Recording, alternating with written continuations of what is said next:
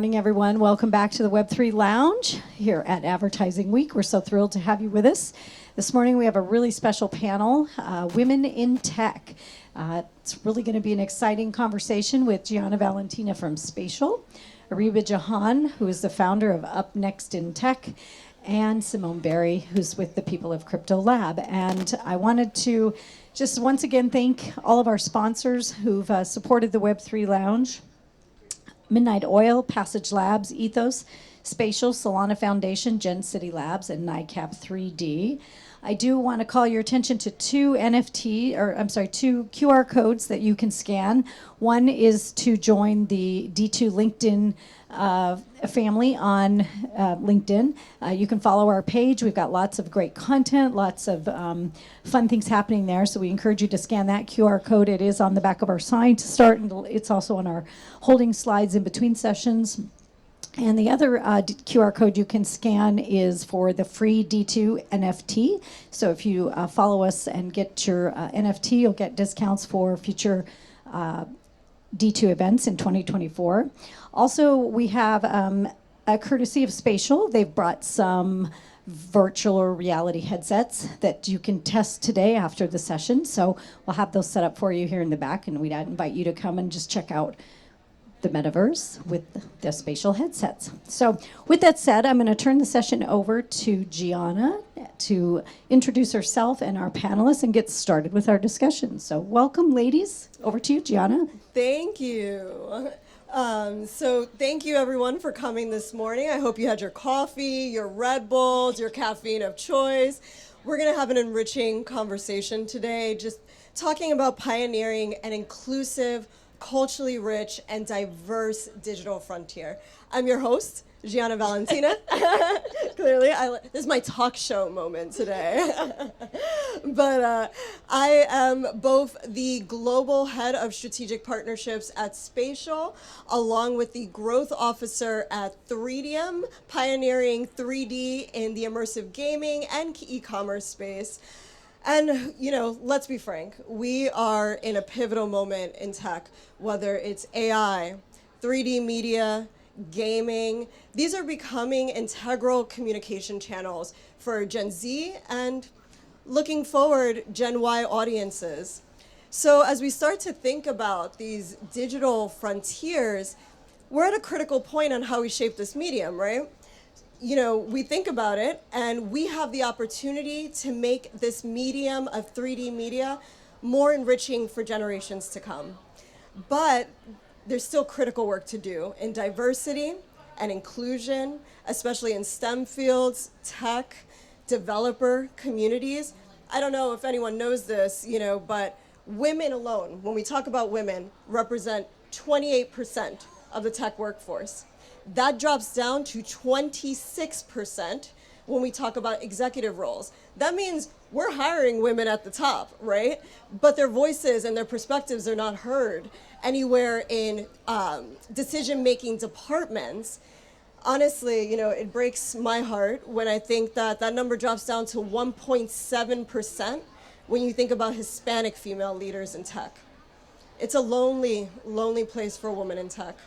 And that's why I couldn't be, honestly, more honored with the women joining me on this stage. They are visionary pioneers in this space. They are enriching tech with cultural narratives, inclusive stories, and I am so proud to welcome Ariba Jahan, Simone Berry. Ladies, you need no introduction from me. If you can introduce yourselves, starting with Simone. Forgot about the microphone. Thank you so much. It's really an honor to be on stage with you. Please don't make me cry. Every time we talk, I end up crying. So Simone Berry, as she mentioned earlier, I'm with POC Lab. Our company is a creative studio that bridges consumers and brands in meaningful ways through virtual experiences. Our mission is to increase representation and accessibility to marginalized groups, specifically Black and Brown communities, LGBTQAI+, disabled communities. Our main goal is that we want people to be seen in these virtual environments as they are and to have choice. We know all the issues that we're having now. We can use virtual environments to correct some of those wrongs. And I think that we have that opportunity, and our company is focused on ensuring that experiences are meaningful and they're tapping into people that have not been seen so they can be seen here. I love that.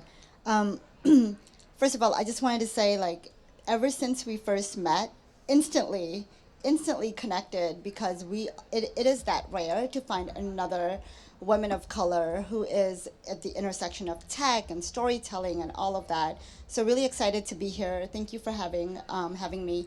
I'm Ariba Jahan. I am a product and experience leader, very passionate about responsible innovation. My work is at the intersection of meaningful experience design, product strategy, and storytelling. My career has spanned across many different industries: biomechanical engineering, medicine, tech startups, and social impact. Most recently, I was the VP of Product Experience and Innovation at the Ad Council, where I spent over 8 years building and leading our design innovation practice and co-leading our exploration into emerging tech and media. I also teach at the Parsons School of Design as an adjunct faculty. I get involved with Women in Innovation, with Asians in Advertising, and All Tech is Human, basically organizations that are committed to challenging the status quo and changing the narratives out there. I have a toddler who is almost 2 but thinks he's 15 years old. That's a panel for a different time. And most recently, I've been really enjoying building and shaping a podcast called Up Next in Tech with Ariba Jahan, really to commit. Really committed to changing what we see out there as who is representing the technology out there. It's a podcast dedicated to responsible innovation and emerging tech. So tune in to conversations with experts in the industry that are really grappling with the unknowns and uncertainties of nascent industries. See, this is what I love about these two ladies. Can you just tell powerhouse on both sides? You know, Ariba, Simone, we all interact at different parts of technology, right? You know, we see these communication channels are evolving. We have young children. We know they're constantly playing games or consuming 3D media. You know, as we think about AI, immersive tech, AR, I mean, there's headsets. Everything's evolving and everything's becoming more scalable and accessible than ever before.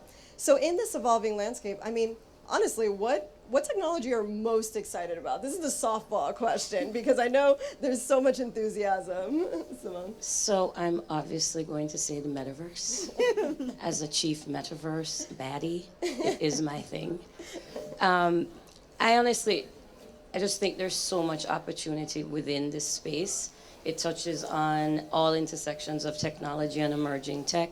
You're looking at AI, gaming, 3D content, UGC, and you're able to create experiences that are really defining your brand's digital identity. And I think we talk a lot of times about our personal identities, but what is your brand's digital identity? And the metaverse is able to create consumer engagement, expand what you're thinking about and how you're showing up for your consumers, looking at the brand, not the product. And so for me, I don't even think we've tapped into half of what we can do. Casual gaming is a $4 billion industry. And this is really intersecting within casual and just experiential. Like, what does that feel like? And so for me, it's extremely exciting. I love that AI is really able for us to now push creativity even further. With our game development, we're able to really be far more productive developing these creative assets. I love the fact that it's going to create so many new jobs and expand the future of work and what we're doing. And I think these technologies, everyone hears AI, and I was at a dinner yesterday, and she's like, it's going to replace me. She's a director, and I'm like, it can never replace you. It's going to assist with your productivity and expand your creativity. Our company is very small. For me, AI has been able for me to compete with others. When you're looking at the productivity that now my small 5-person staff can drive, and these technologies need to be embraced and get excited about. I'm extremely excited about it. I don't see it, I think it's a mindset of understanding that we're going to supercharge what you are doing and how do we use these technologies to do just that. I mean, I can talk about 3D all day, and we'll dive into some of the stories you're crafting. Ariba, what are you really getting up for now? Plus one to everything Simone just said. I think what I'm really excited about right now is the potential that we tap into when we blend AI with augmented reality. I think what's really cool is augmented reality already allows us to superimpose digital information onto the real world, but when we integrate AI into it, suddenly that experience can become dynamic, responsive, allowing us to interact with it.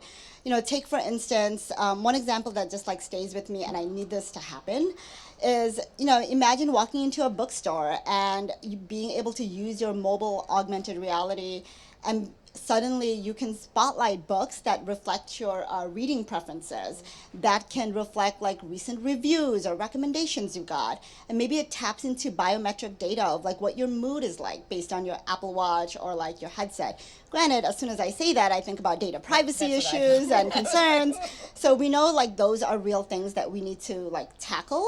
But I think this synergy and this intersection is really a game changer for brands, because suddenly we have the capability to provide a level of customization that we never had before, right? And then suddenly we can tap into a deeper engagement and bridge online and offline experience so that it's more holistic, more of a holistic customer journey. And I feel like it's going to be so intuitive, so dynamic, and really insights rich. I resonate with both of you, and I think there's a lot of terms that we're talking about here, so I just want to take a moment and distill them. When we say metaverse, people are like, what is metaverse? Or maybe or you didn't see something you liked there, But at the end of the day, we're seeing the evolution of gaming to be more scalable, more interactive, and the masses are able to create now. We're seeing young children developing at very, very young ages. This 3D media is here. Your brands, agencies, they need to have a 3D production plan right now, because this medium is only is expanding. At Spatial, you both know, we help brands and over 2 million 3D creators from diverse global communities all over the world who are all interacting and building with this medium. On the other half of my day when I'm at 3DM, we're helping brands take their 2D products, bring them into 3D, and protect their IPs, essentially, on the internet. These are important measures to take with the advancements of AI. And our brands need to know how to supercharge and optimize their products so they can start to interact more efficiently with these workflows. And speaking of which, when we talk about 3D media or what that landscape looks like, Simone, I really want to touch on diverse narratives here. The work that you've been doing, I've been following your career, and it's so impressive. Simone is the CEO and co-founder of POC Lab. The cultural stories that they're bringing to this medium are so incredibly powerful. I was touched, I believe you've been working with L'Oreal and NYX. I also want to dive into some of your projects. Can you tell the audience a little bit of some of the projects you've been working on, and how do you champion an authentic voice in this, immersive gaming landscape? So yes, for us, we don't look at technology as a product. We look at this as a story. And what is the story you want to tell? What is your brand story? I think when you look at consumers now, they are the brand. They're not interested in you telling them how to be with your brand. They want to show up in their self, experience it in their way, and not have it implied. And 10 years ago, that wasn't the case. You were like, here's my product, you will use it this way, this will happen.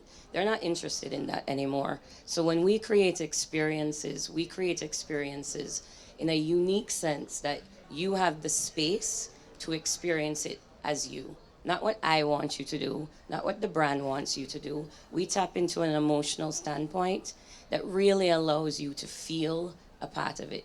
We do tend to tap into cultural moments. So as you mentioned, L'Oreal NYX, we're 365 Pride. We don't believe there's a month. It's all year round, all the time.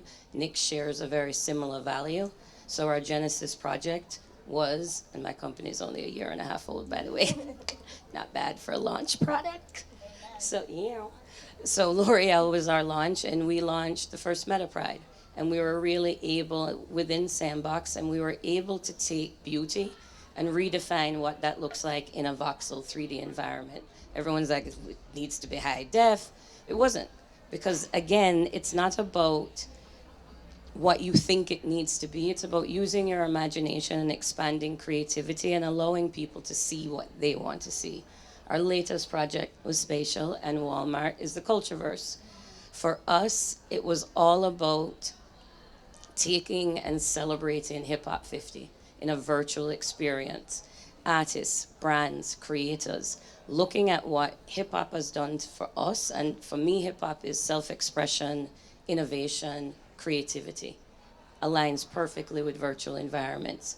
But also looking at what the future holds. And the future is technology. We were able to bring in 25 different black and brown brands, creators, artists, and create an immersive experience that really represented each part of hip hop. So I know everyone was like, it's going to be music. It actually wasn't. It was more about the visual arts, the fashion, the impact that these creators have had, paying homage to those that came first.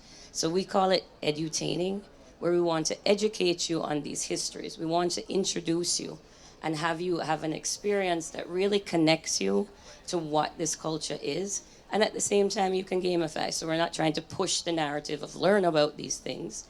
We want you to play the game, be surrounded by it. Most of the education was built into the game. And at this point, I'm going to read some stats because we just did it. So in 3 weeks, first of all, in our user base, we've outpaced all our major competitors. 3 weeks. I'm not going to say their names because they may be here. But we've user engagement and the reality of established brands and growth. Our weekly average growth was 151.5%. Tells you something. When you're looking at our retention rate, and this sounds crazy, but it actually is calculated, 245%. They're coming back over and over and over again. They played the game, 58.7% played the game, and then they came back again. And that to me shows the success and power of when you're using inclusion, accessibility, culture, all of the things, and technology. We bend technology to suit our consumer. We want them to meet you where you are, not create technology and be like, okay, now you need to do it this way. And I think that's really our secret sauce. We're consumer experts. I'm not a technologist in any way. I'm a humanist. You're being too humble right now. I mean, I get the technology, but I don't consider myself a technologist. I'm a humanist. I look at technology from a very different POV, and it's always about the consumer journey and how they are benefiting from what we're showing. And I think to your point, there is a lot of misunderstanding of what the metaverse is. We want to be your first metaverse experience. We want to demystify it. And everyone that participated, all the brands, they have never done anything in the metaverse. That gives me great joy. That gives me great pride. And to now see them be able to take their accessibility and what they have and continue to expand it. And that's really our goal as a company. I appreciate that. And Cultureverse is an incredible activation. You know, I want to reinforce some things Simone said. So on Spatial, it's good to note, and I don't know if you're aware of this, but you know, there's 8 billion people alive. There's about 3 billion gamers. The average age of a gamer is not 7. It's 34 to 35. So on Spatial, that's our audience. It's millennials and mainly Gen Z is our largest audience brackets at Spatial. So we're talking about an adult audience. And when you're speaking to adults, I think a lot of adults enjoy playable, interactive. They want to be surprised and delighted by the internet again. We're kind of sick of surfing the web. We might want to play the web sometimes, but it needs to have substance, right? And I mean, I know this as an adult. I want substance, right? If you're going to have me interact with these environments, I want a little bit more out of that viewing experience. And Cultureverse is something that celebrates so many artists the second you're walking in. So it's fun, it's playable, but it's culturally enriching. And I really appreciate it. I think we actually have the trailer. I don't know if they're going to play it now or after, but we do have the trailer so you can watch it. Oh, it's coming up.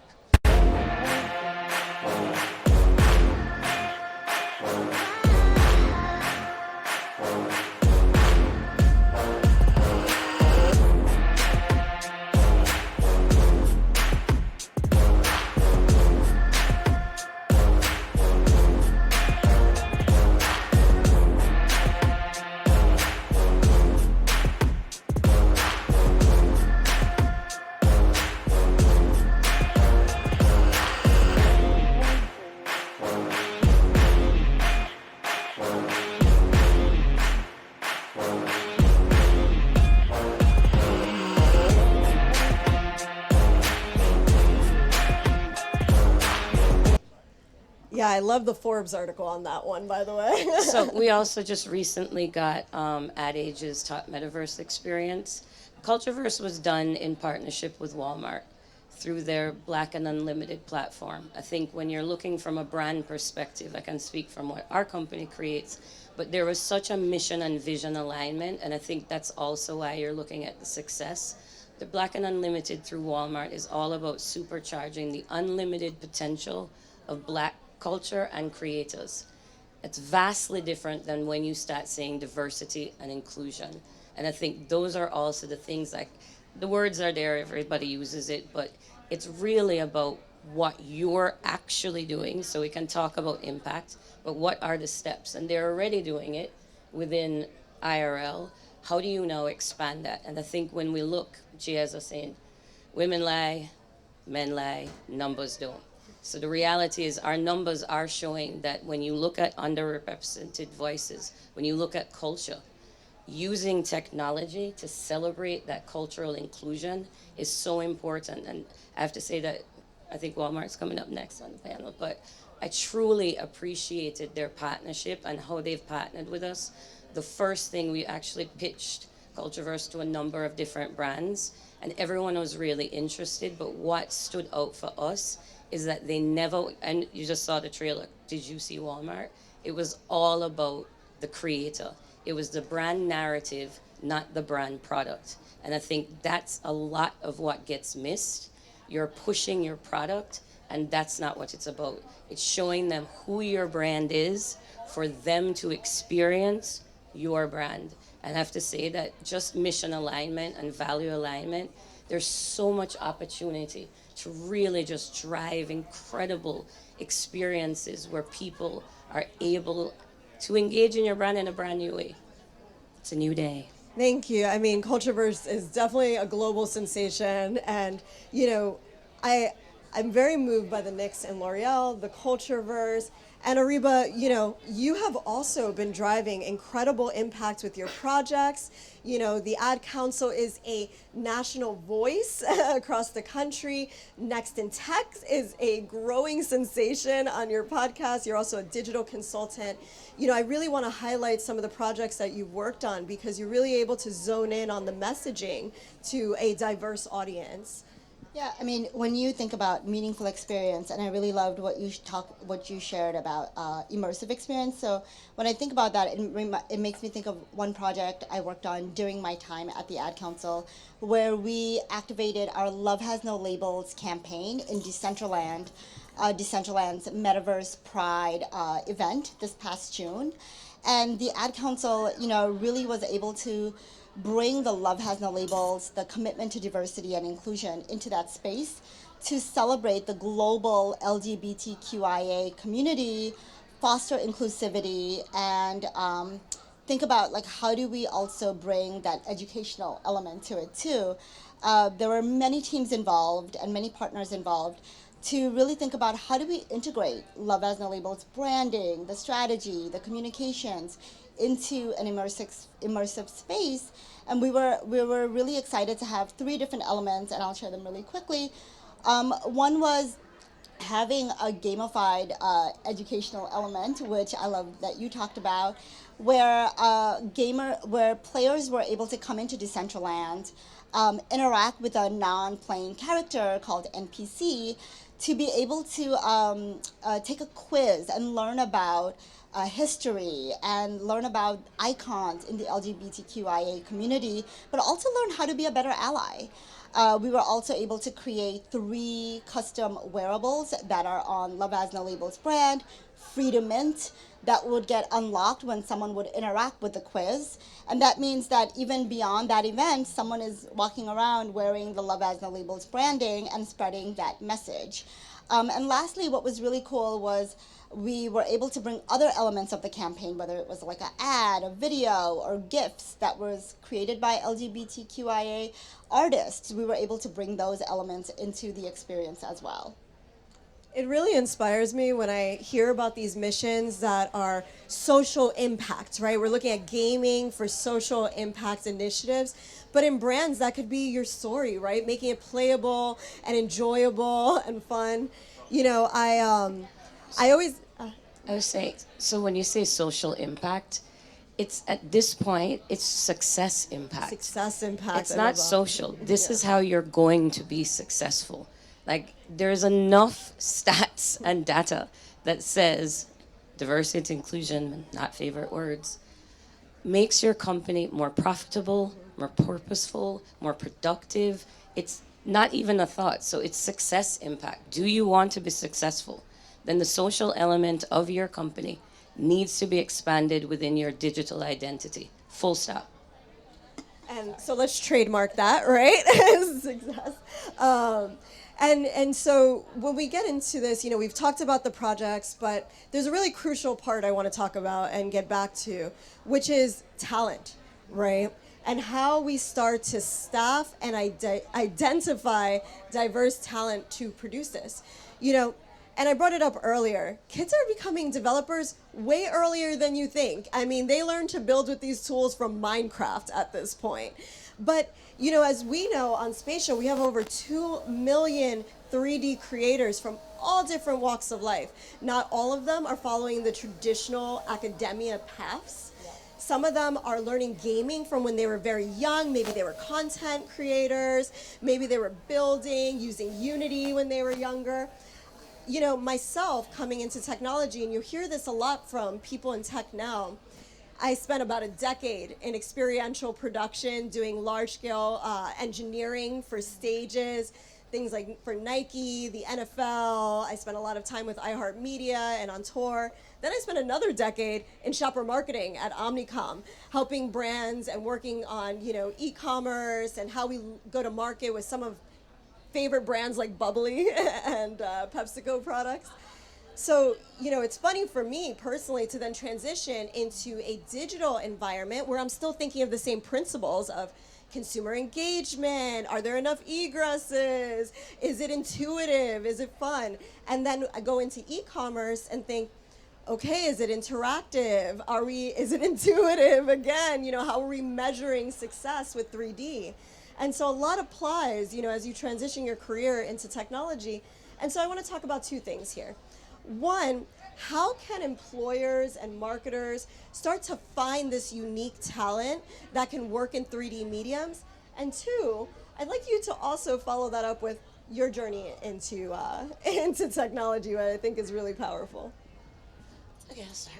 So what's really interesting about the Cultureverse is 5 years ago, I come from a fashion background. 5 years ago, I was leading design teams working on Walmart's private label business. So fully different business units, their buying and merchandising team. Today, I'm now dealing with their innovation and marketing teams. That's called the transferable skills. It allows you to take what you've learned there, which is consumer insights, consumer engagement, user journey, understanding how people move through brand. I also understand their brand as being someone that created product for them. I think it's incredible and just tells you the power of these emerging technologies. I'm a college dropout. I was self-trained in fashion. I do not have, to be very honest, if I applied for any job in innovation, I would most definitely have the algo reject me. I don't think they'd be hiring me just based on what my resume is. I trained myself to understand this technology. I come at the problem very differently, and that is my skill set. And I think when you're looking at finding diverse talent, are you looking at that? These architectural types of, I don't even know what the HR algo is.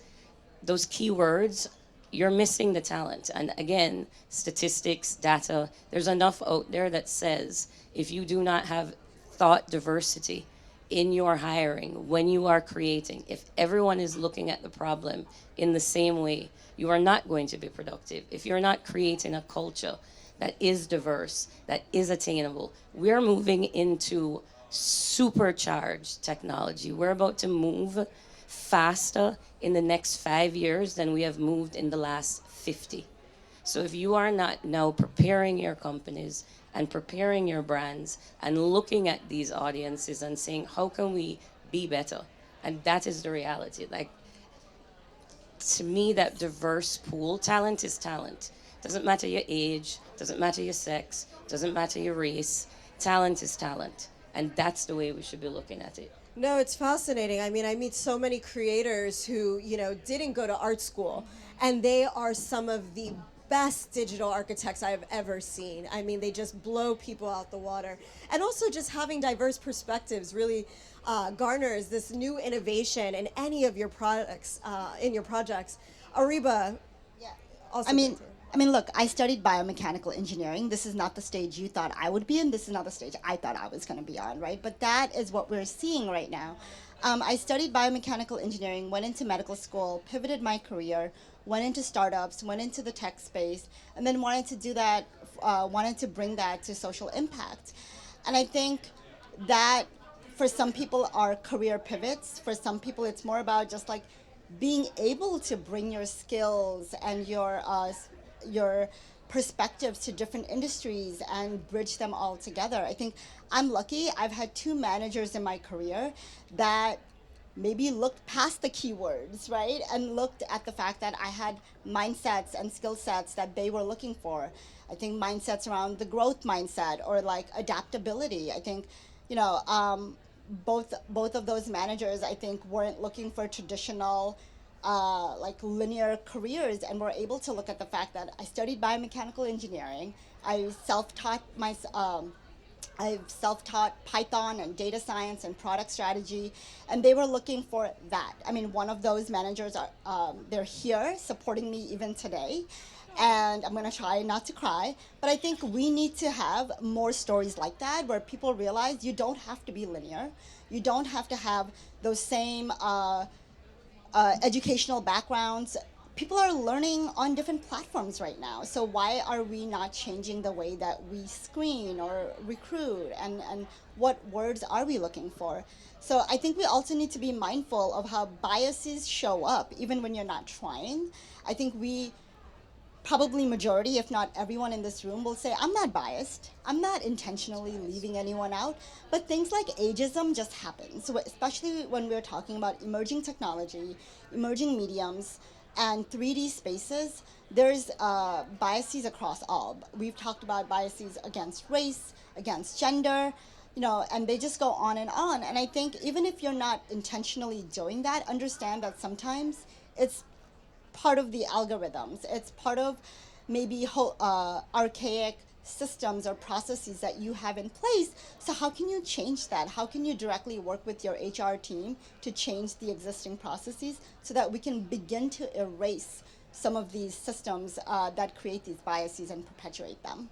Big I fan totally- of it's like transferable skills, not hard skills, soft skills, transferable skills, and that will not be translated in an algorithm. It Absolutely. requires you to actually know the person. Yeah, I'll just add one thing. Like, I don't know what type of skill this is, whether it's soft skill or whatever, but like when we're talking about nascent industries where nothing is figured out yet, right? Like Simone just read out a bunch of metrics that are like, holy, that's amazing. But like there is no best in class yet. She's creating it. So when you have things like that, you can't, what was I going to say? Oh, you need to look for people that are willing to roll up their sleeves, figure it out, embrace the uncertainties in these industries, and be okay with that. And that means organizationally and brands, you have to cultivate that space too. So I think those are 2 things: signals on an organization level, but also skills that we're looking for in talent that's not on paper, So I think, I don't know what that is: adaptability, immersion, nascent, wrangling Human. with the uncertainties. I think it's just opening perspectives. You know, a lot of times I see so many brands, and I work with brands all over the world, and they want to go into 3D gaming.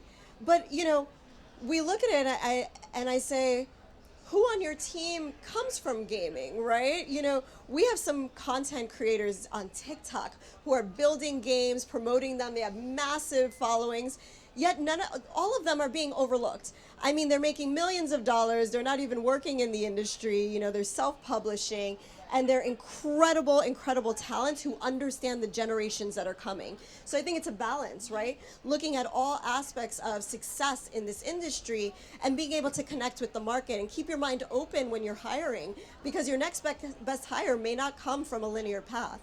So ladies, we do have to wrap up, even though I've loved this session with you. And so always when we're talking about women in tech, I love to leave off celebrating other women that our audience may have not known of yet, that are making incredible strides. I'd love if you could toast to another woman that you find inspirational. So, Nellie Massa from LVMH. She's the VP, dear friend. She's the VP of, I'm going to read it because I may forget it, Innovation and Global Head of Web3. I like to be very specific. What I really love about what Nellie is doing, it's a huge conglomerate. It's a luxury conglomerate. You're looking at a heritage brand that has not always aligned within technology. And how do you take each brand narrative and create an authentic pathway that makes sense for their current consumer and can expand to a new user? And I think she's done it in a very intentional and thoughtful way. She's also an artist, so I love anyone that's multi-hyphenated, that doesn't just go down the linear path. So for me, I just want to shout her out, and That's of a the good people one. that really respect it. I want to reinforce that because Nelly is also my client at 3DM. And, you know, the way that she's looked at traditional fashion houses, some of the most iconic fashion houses like Dior and Fendi, and transform their products into 3D, and is really, LVMH is leading the charge there, especially on commerce. Incredible, incredible woman. Ariba? Yeah. I mean, this theme around unconventional career paths, I feel like every single podcast guest I've had has had a non-linear career track, and I feel like I've felt less alone hearing their journeys. I think the person I would love to shout out is, my God, Dr. Rumana Chaudhuri. She is a tech ethicist, and she is hyper-focused on how do we build and evolve AI and AI use cases right now with a level of responsibility and intentionality that maybe we haven't had before. She has been in the industry for eras. She used to be part of the ethics and accountability and transparency group at Twitter or X, and now she does her work as a entrepreneur. She's incredible. She publishes research all the time. I highly recommend you to keep an eye on her work and learn alongside. Amazing. I want to talk about two women really quickly, even though they deserve their own panel. Elise Swopes, to me, is an amazing, amazing voice. She was recently hired by Adobe, but when we talk about diversity in tech, she started as a content creator, really latched onto Instagram and those trends. She's an incredible artist, and Adobe just hired her, seeing her talent, her unique voice, being able to touch the masses of content creators as a community ambassador. And a Cultureverse artist. Yes, and she is a Cultureverse artist. Definitely follow her. And the second one is another Hispanic woman named Lucia Diaz. She was recently working with the UN. I loved her project celebrating women in STEM through digital art. She works with Google. She works with Meta.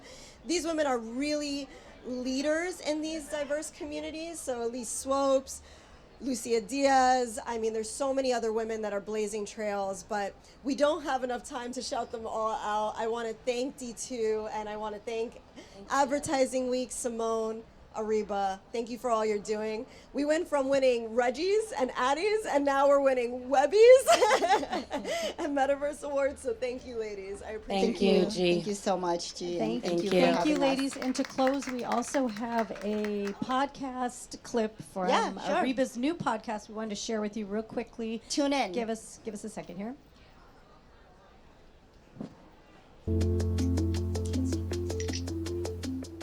what if you could go behind the scenes to see how the future of technology is being built, used, and shaped today? It's about your digital identity, right? And so many games now are more than just come and play as this character and get through. It's about connecting. They're social. They don't know a world without AI. They don't know a world without AR. They don't know a world without gaming. So it's just second nature. So more technologically advanced than any other generation, right? And so DAOs, or community-driven cooperatives, offer an unprecedented opportunity to be rewarded for leaning in. The fun challenge is to be a blank slate every day. In terms of like regulation aside, what I would really want to see is just like more collaboration between people in policy and those who are building these products. The downside of media literacy, or getting people to question what's around them, is you're normalizing skepticism. I'm energized. I feel like we're in the most transformative era of human history. Thank you so much. That's great. Thank you. We got a couple minutes if there's any questions or comments from the audience. Anyone? Okay, well, again, another round of applause. Thank you all. Fabulous panel.